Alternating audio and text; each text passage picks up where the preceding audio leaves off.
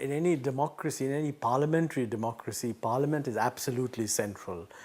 It plays a critical role in, first of all, reviewing policies. It plays a critical role in making laws. And I think the legal part of it, what should be the structure of laws, that's a very complicated and technical thing. And that perhaps in some ways is a very difficult part, because when you're reviewing policy, everybody in Parliament has enough access to newspaper commentary, television commentary, etc.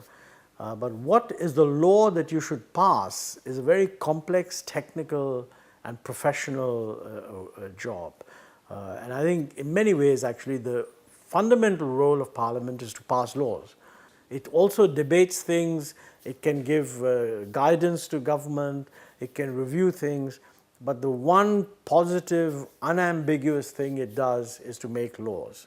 And I would say that there are too many examples of lack of detailed consideration of this or that aspect of the law. But the problem is that a law doesn't just push an objective, it actually lays down a very detailed legal structure.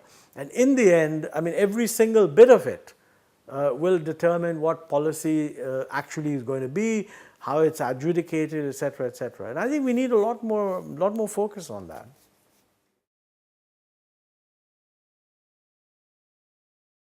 The ecosystem that is necessary to support Parliament has to be very broad-based.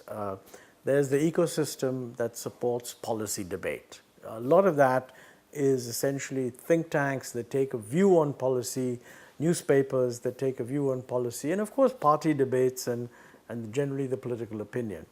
I think from that point of view, we have a pretty active set of participants. The ecosystem that should support the legislative process, in my view, is a very different one, because there it's not a question of making general statements about policy, but it's an issue of finding out exactly what are the details that should be built into the law. I think there's also a role for something like the PRS or a research service that actually advises MPs of the consequences of one or other aspect of the legislation. Obviously, MPs who are very, very concerned about a particular legislation are generally aware of the different aspects of it. But other MPs who are ultimately going to vote, who might actually be interested in rectifying odd things, looking after details, they are not actually, they don't have access to such a thing unless you get briefs like what the PRS produces. I think parliamentarians are much less subjected to proper inputs on that.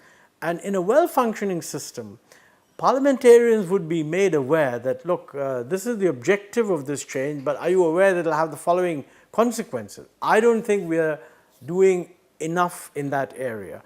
I'm absolutely amazed at the number of times that a law goes all the way through Parliament, even goes through standing committee, and then suddenly industry groups find out that a particular detail really will have very bad consequences. And I often ask them, what were you doing when the law was introduced? And frankly, I would give the government reasonably good marks in being willing to take the standing committee process quite seriously.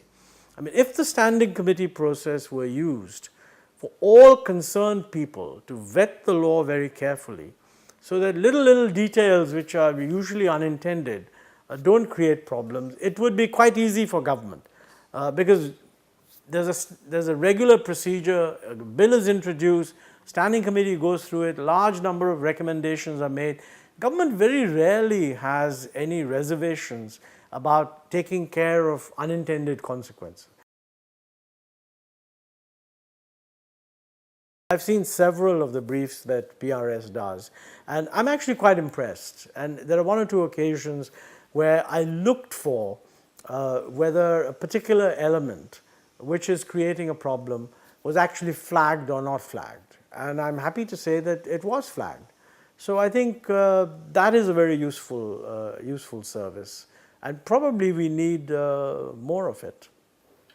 Well, I'm very glad to hear that, the feedback of the MPs has been positive.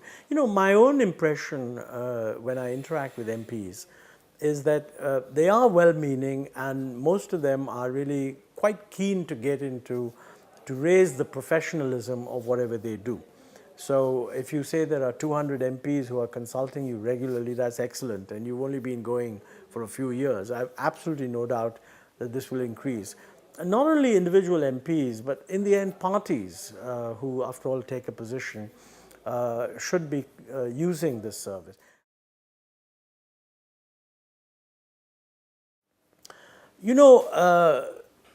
When people are very interested in a particular point of view, they want to change the law in a particular way, they actively move for these changes to be made. Those who would be adversely affected by these changes don't bother at all until the law is passed. So very often you find that a law is passed which has responded, and which is a good thing, has responded to people who wanted a particular law, but it has innumerable unintended consequences. In some ways, I feel this is partly a lack of involvement, active involvement by those who might be adversely affected. Now, part of the problem here, and this is the most difficult one, I mean, from what I've seen of the PRS briefs, you do seem to stick by your original objective, which is to be factual and not to take an advocacy position. Now, in some sense, there's a role for that, and then there's a role for the advocacy position. Probably a real test of the effectiveness of PRS is when the people who engage in advocacy positions start referring to PRS, saying, look, if you don't believe us, the PRS brief actually confirms that this indeed will have the effect that it does. And I have no doubt that as this spins out, it will that kind of reaction will build up. I've no doubt whatsoever that we need a lot more of this. I mean, ultimately, the fundamental role of Parliament is to make laws.